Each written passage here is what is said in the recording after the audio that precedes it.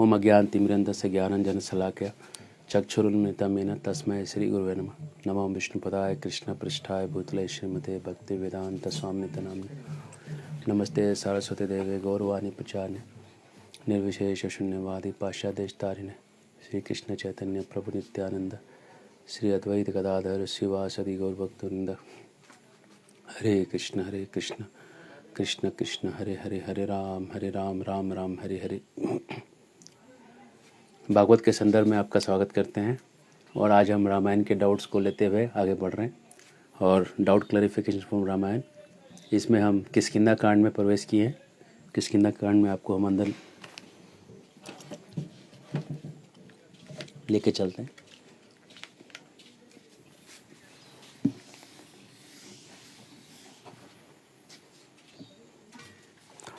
तो सेना बनाई गई, सीता को खोजने के लिए लोगों को अलग अलग डायरेक्शन में बांटा गया।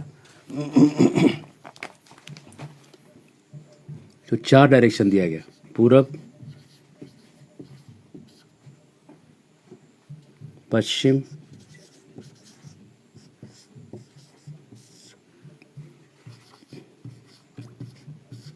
उत्तर, दक्षिण।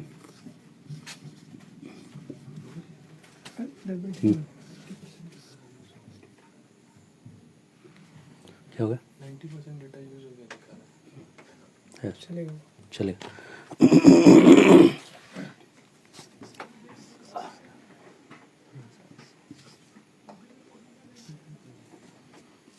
तो पूरब का वर्णन करता है सुग्रीव। पूरब में क्या क्या चीज़ें मिलेंगी।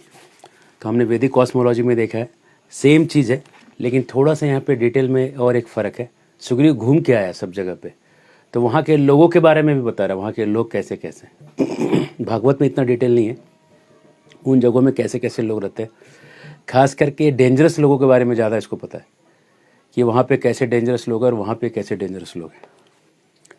तो ये कह रहा है कि पूरब में जाने के सिलसिले पूरब में जाने के समय बोले काशी लगेगा, ठीक है। काशी के बाद मगध बिहार लग जाएगा, तो सही है। मगध के बाद आपको अंग लगेगा, असम के साइड लग जाएगा, ये भी सही है। अंग के बाद मंदराचल और उसके बाद लगेगा, हम पूरब में बढ़ रहे हैं, ऐसा मैं डायरेक्शन दे रहा हूँ बस, सही दिख रहा है, कटने रहा। मंदराचल के बाद जावा लगेगा, इसको यवद्वीप कहते हैं। उसके बाद सुमात्रा, ये सब कंट्रीज के पुराने नाम है। उसके बाद शिशिर पर्वत लगेगा, शायद ये जापान पहुंच रहा है। और उसके बाद जो जम मारेगा तो सीधा ये गन्ने के रस, इक्षु रस का सागर लगेगा।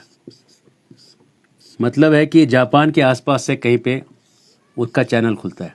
ये डायमेंशन चेंज हो रहा है।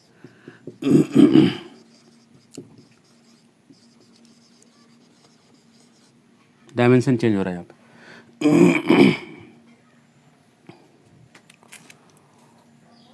और इक्षुरस के सागर के बाद सालमली द्वीप आ जाएगा।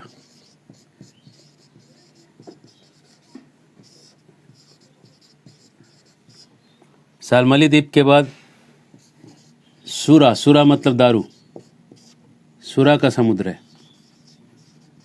ये सब एक के बाद एक डायमेंशन चेंज हो रहे हैं।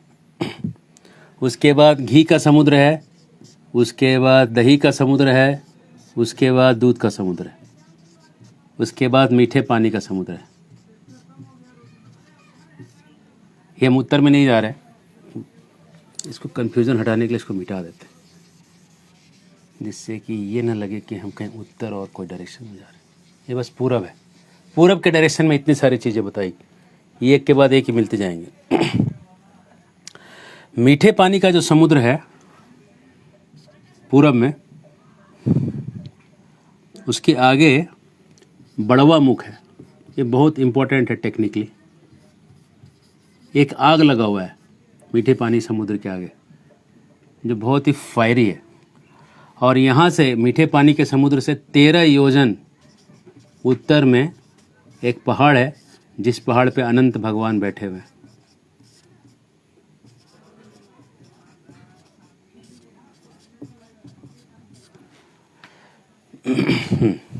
ये हो गया पूरब के डायरेक्शन की जानकारी। मतलब ऐसा हमने जम्बूद्वीप का प्लेट दिखाया था आपको कि यहाँ पे ऐसा एक सागर है, एक सागर है, एक सागर, लेकिन रास्ता कहीं से भी नहीं जा सकते आप। कहीं से भी कहीं जाने का चैनल खुला हुआ नहीं है। जहाँ से एंट्री का चैनल है वो ऐसा है, पूरब का एंट्री का चैनल ऐसा है। और इसमें भी आप सब एसेस नहीं कर सकते, जो जो लिखा है उतना ही एसेस हो पाएगा। अभी हम बाकी आएंगे, दक्षिण के इसमें आएंगे। दक्षिण वाला जब जाइएगा तो उसमें जो जो चीज़ें एसेस होंगी वो इसमें से ऐसा लग रहा है आपको कि फिजिकली नज़दीक है, लेकिन है नहीं जगह नज़दीक। हरे कृष्ण, मिटा रहे हैं इसको। हरे कृष्ण कृष्ण कृष्ण हरे हरे, हरे राम राम राम हरे हरे। जैसे कि कैसे समझिएगा इसको, एक पेड़ है, पेड़ का एक ब्रांच है और एक ब्रांच है जो यहाँ पे ऐसे पत्ते हैं, 3 पत्ते हैं इसमें, और दूसरा ब्रांच है, इसको भी 3 पत्ते, और यहाँ पे एक कीड़ा है। इस कीड़े को ये पत्ता दिख रहा है यहाँ पे, लेकिन ये कीड़ा यहाँ से यहाँ नहीं जा सकता। कीड़े को अगर इस पत्ते से इस पत्ते में जाना है तो पहले ये पूरा ट्रैक करके इसके रूट से जाना पड़ेगा, अपने मर्जी से कहीं भी नहीं जा सकता कीड़ा। वैसे ही ये जो ब्रह्मांड है ये उल्टे वृक्ष के जैसा है। भगवान कहते हैं गीता में एक उल्टा वृक्ष है। तो उल्टे वृक्ष में जहाँ पे जो चीज़ जहाँ पे लगी हुई है उससे जो चीज़ सामने है वो सामने का डिस्टेंस कोई मैटर नहीं करता, क्योंकि वो एसेस नहीं उस पॉइंट से। जिधर से एसेस वाला पॉइंट है उधर का बात किया जा रहा है। I hope I am clear.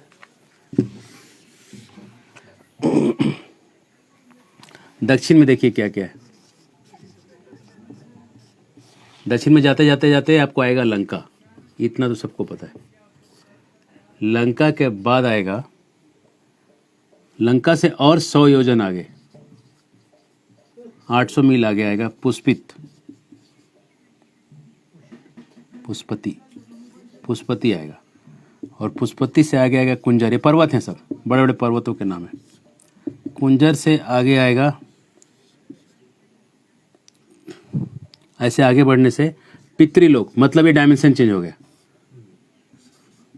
Dimension change किया। पितृलोक मतलब है धरती से बाहर चला गया। और यहाँ पे यमराज जी रहते हैं, यमराज जी का वो ऑफिस है पितृलोक में। तो इस तरह से दक्षिण का डायरेक्शन है। तो पितृलोक जो है ऐसे टेक्निकली देखा जाए तो जम्बूद्वीप ऐसा है, भूमंडल ऐसा है। तो भूमंडल में मेरू यहाँ पे है ना,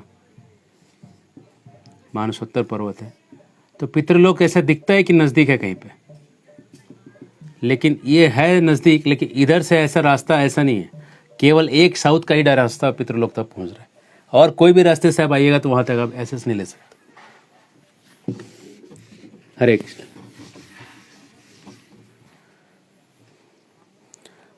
पश्चिम में आइए, पूरब और पश्चिम। पश्चिम में चलते चलते आएगा प्राग ज्योतिषपुर। यह असुरों की राजधानी, बहुत बड़ी। प्राग ज्योतिषपुर से आएगा मेघगिरी।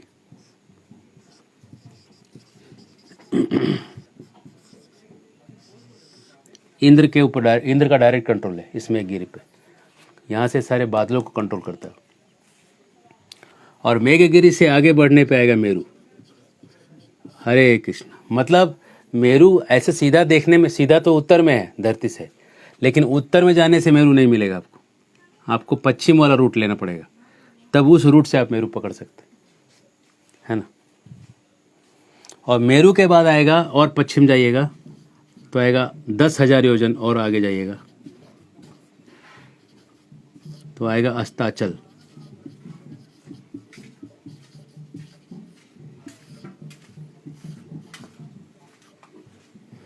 अस्ताचल जहाँ सूरज डूबता है।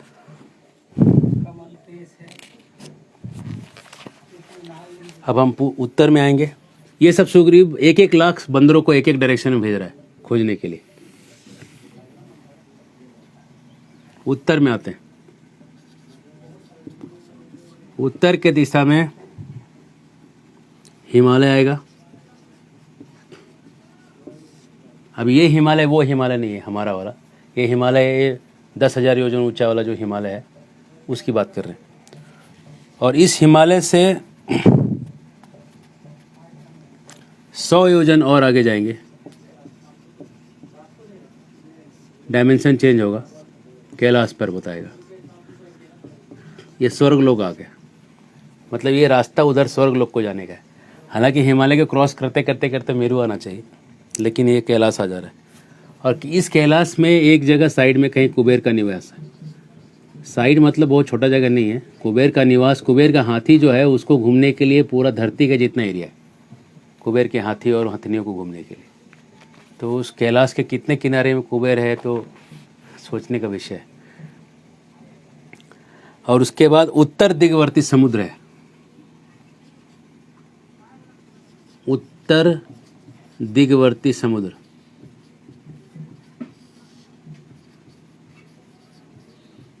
और इसके और उत्तर जाएंगे तो सोमगिरी आएगा।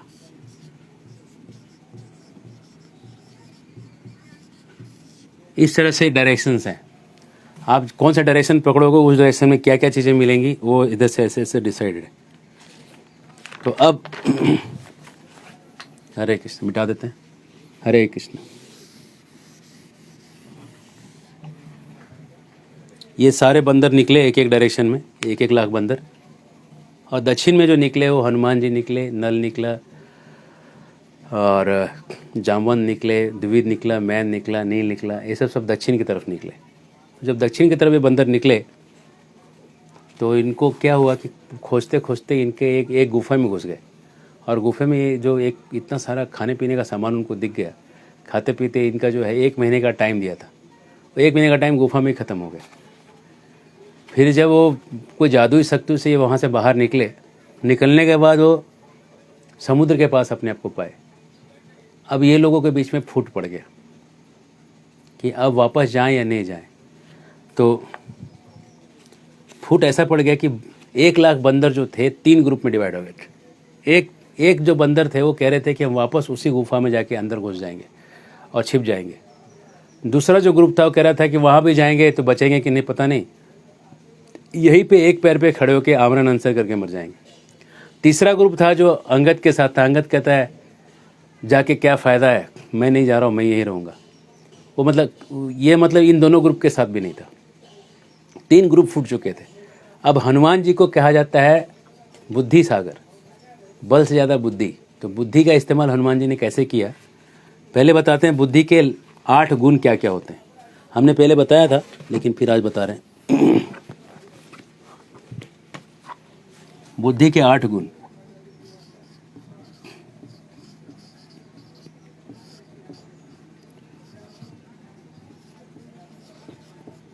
क्या क्या 8 गुण है। पहला, सुनने की इच्छा होना।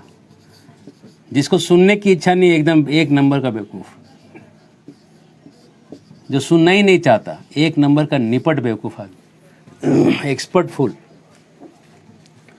दूसरा, सुनकर ग्रहण करना। सुन लिया उसको एक्सेप्ट करना, अपने दिल में उसको एक्सेप्ट कर लेना कि सही है गलत है जो भी, एक्सेप्ट करना। 3, ग्रहण करके धारण करना। धारण करना मतलब होल्ड। कुछ लोग होते हैं एक कान से सुन के दूसरे कान से निकाल देते हैं, ऐसा नहीं, एक कान से सुन के अंदर में होल्ड करना, इसलिए तीसरा लेवल है वो।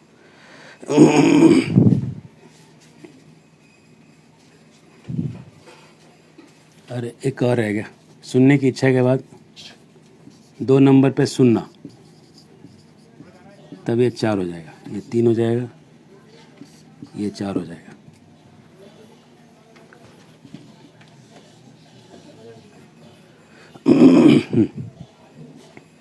पाँच जगह है नहीं,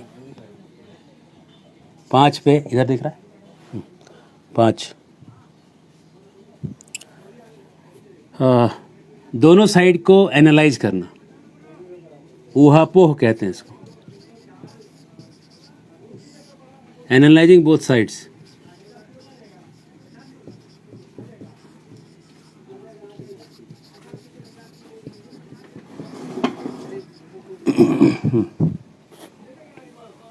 उसके बाद 6 अर्थ को, तात्पर्य को समझना, मतलब उसके अंदर का मीनिंग क्या है, तात्पर्य समझना, उसका डीपर मीनिंग समझना।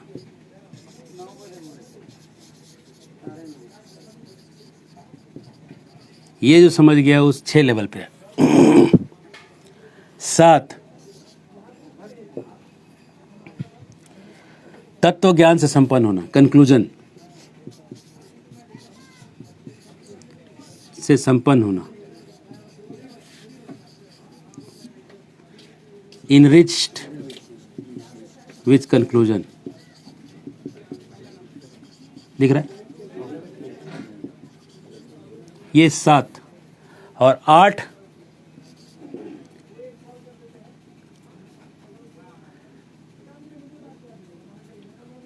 उसको जीवन में उतार लेना, in action, get in action. मतलब जो बुरे को छोड़ना और अच्छे को पकड़ लेना।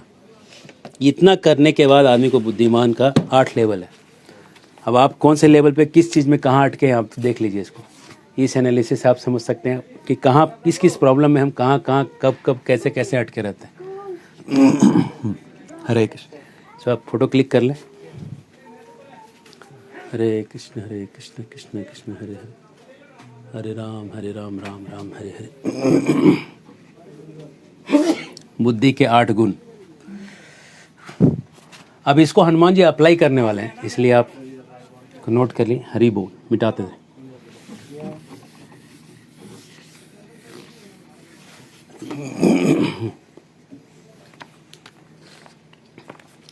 हनुमान जी कहते हैं,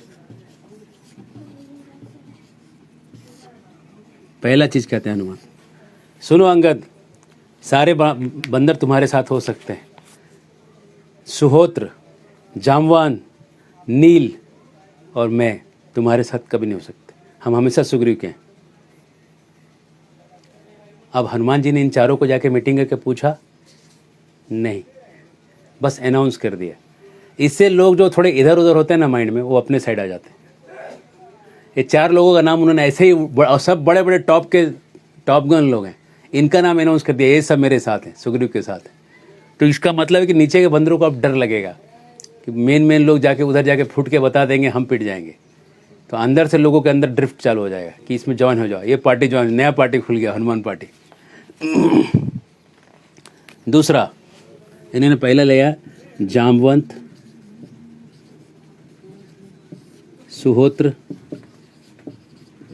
नील।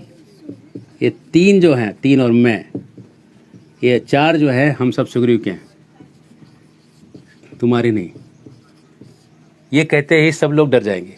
दूसरा उन्होंने लगाया आइडिया, बोला सुनो अंगद, जिस गुफा में जाके जो कुछ लोग छिपने की बात कर रहे हैं, लक्ष्मण का एक बाण आएगा और गुफे का छत टूट जाएगा। एक बाण काफी है। लक्ष्मण के पास ऐसे से नाराज है, नाराज कहते हैं लक्ष्मण के नाराज, वो आएंगे और उसको पूरा गुफे को उड़ा देंगे ऊपर से, और दूसरे बाण से तो तुम सब उड़ ही जाओगे। एक बाण में गुफा दिखने लगेगा, दूसरे बाण से मर जाओगे, बचने का कोई संभावना नहीं।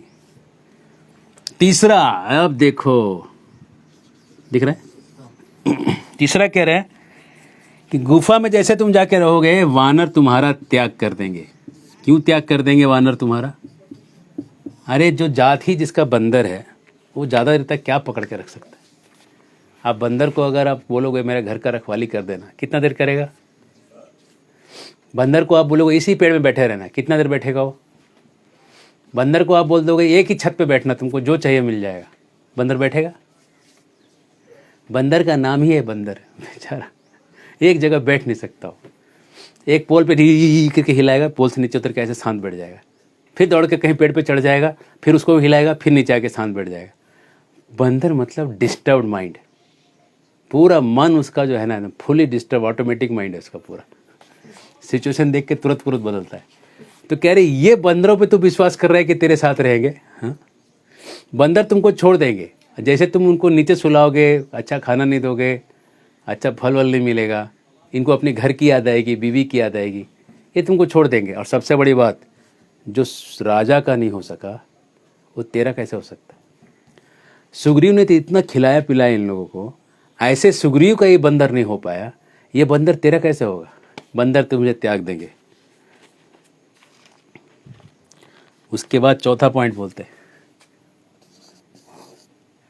कि ये जो सुग्रीव है उसके पास हम लोग विनीत भाव से जाएंगे और जाके सब लोग एक एक करके जाके सरेंडर कर देंगे, वो हमको माफ़ कर देगा।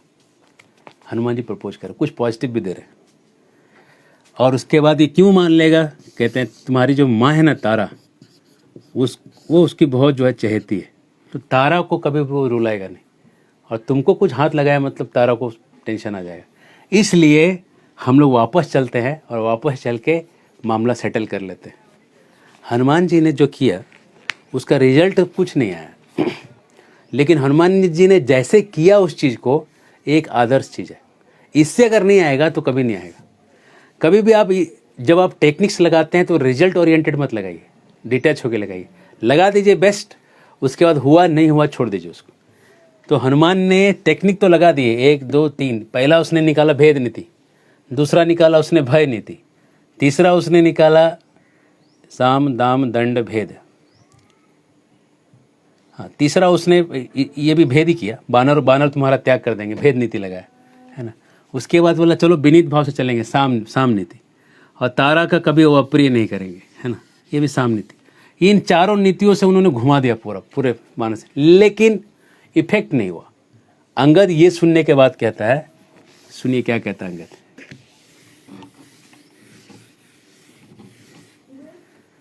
बहुत मार्मिक प्रसंग है अंगद का। अंगद कहता है, अरे सुनो बानरों, जाते ही क्या करेगा, सीक्रेट मिशन में मुझे डाल के सुग्रीव मरवा देगा। सुग्रीव मुझे मरवाएगा। क्यों मरवाएगा? पहला इसका रीजन कहता है, उसने मेरी माँ तारा को उसने रख लिया है। इसका मतलब वो भरोसे के लायक नहीं है, पापी आदमी। पापी पे भरोसा नहीं करना चाहिए। मेरा राजाभिषेक राम के वजह से हुआ है, इसके वजह से नहीं। राम से डर के किया इसने, राम से, इसलिए। दूसरा उसने बोला, सुग्रीव का कैरेक्टर बताया कि सत्य को, अग्नि को साक्षी रख के दोनों ने दोस्ती किया था, राम और सुग्रीव। और ये सुग्रीव जैसे ही राजा बन गया, इतना भोगी है कि सब भूल गया, राम का सत्य साक्षी भूल के जाके एंजॉय करने लगा। ऐसा लंपट और अनकंट्रोल्ड इंद्रिय जिसकी है, उस पर कैसे भरोसा किया जाए बताओ? ये अंगद कह रहे हैं। और इसलिए उसने कंक्लूजन निकाला, फास्ट टिल डेथ, मरनाशन, मरणांत।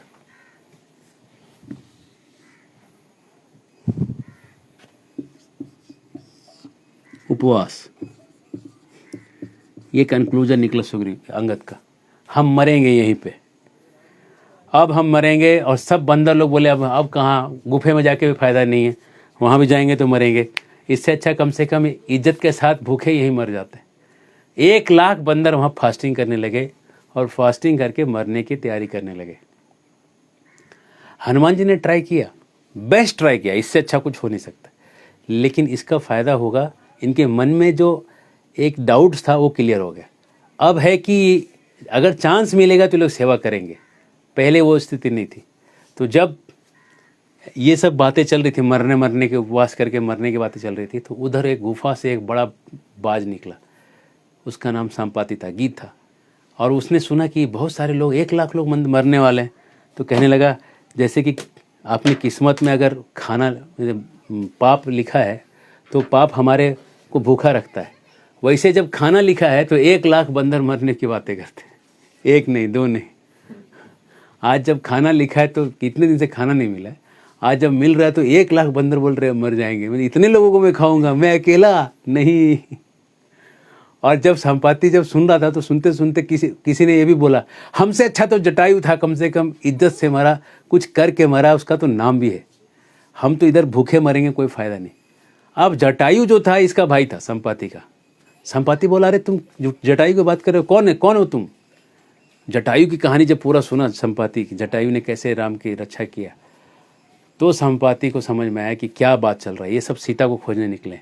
और तब संपाति अपने दृष्टि से, गिद्ध की दृष्टि से लंका को देख के बोलता है, 100 योजन दूर पे अशोक वाटिका में मैं यहीं से सीता को देख रहा हूँ, जिसमें वो क्षमता है जाए और जाके लेके आए।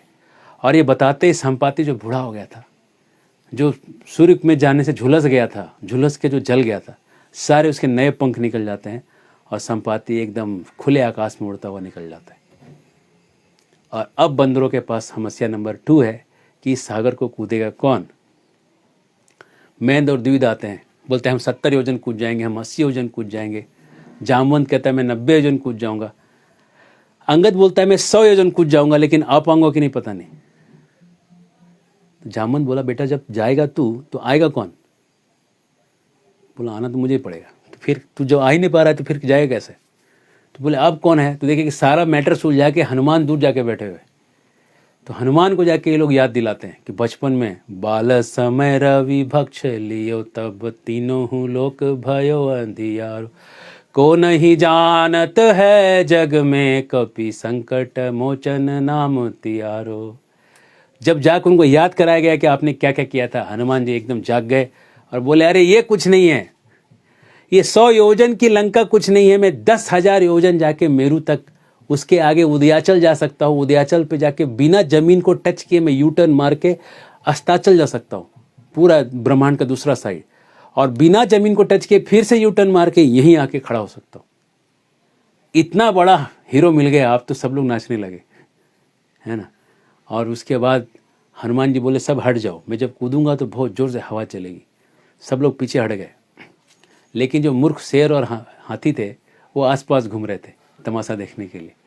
और हनुमान जी ने अपना शरीर को नीचे बिठाया, कान को खड़ा किया, पूँछ को खड़ा किया, जैसे हवाई जहाज के ऊपर खड़े होते ना एयर बैलेंसिंग के लिए, वैसा खड़ा किया।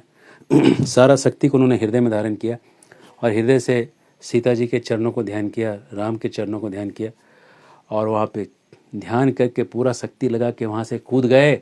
जय श्री राम, जय श्री राम का उच्चारण किए। जिमि अमोघ रघुपति करबाना, यही भांति चले हनुमाना।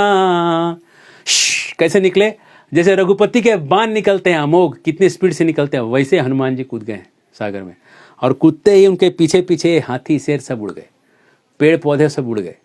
और जैसे कि कुछ लोग स्टेशन तक जाके छोड़ के आते हैं, कुछ लोग अगले स्टेशन भी छोड़ के आ जाते हैं, वैसे कुछ लोग बीच में गिर रहे हैं, कुछ लोग थोड़ा आगे गिर रहे हैं, कुछ लोग थोड़ा और आगे गिर रहे हैं, छोड़ने जा रहे हैं उनको लंका, और समुद्र में गिर रहे हैं एक एक करके। इतना तेज प्रवाह हो गया हवा का कि समुद्र फट गया और समुद्र के नीचे के सब जानवर दिखने लगे, मछलियाँ दिखने लगी। और हनुमान जी जो हैं 10 योजन की तो उनकी छाया पड़ रही थी, और इन दोनों बाहु विशाल है, पानी उठ उठ के उनके दोनों छातियों से टकरा रहा था, बीच में पूरा समुद्र फट गया था। और इस तरह से हनुमान जी ने इस तरह से लंका को पार किया। और पार करने में उनको सिमिका मिली, मेनाक मिला, सुरसा मिली, और इनको पार करते हुए वो लंका पहुँचे। और लंका पहुँचने के बाद उन्होंने छोटा रूप धर के लंका में प्रवेश किया।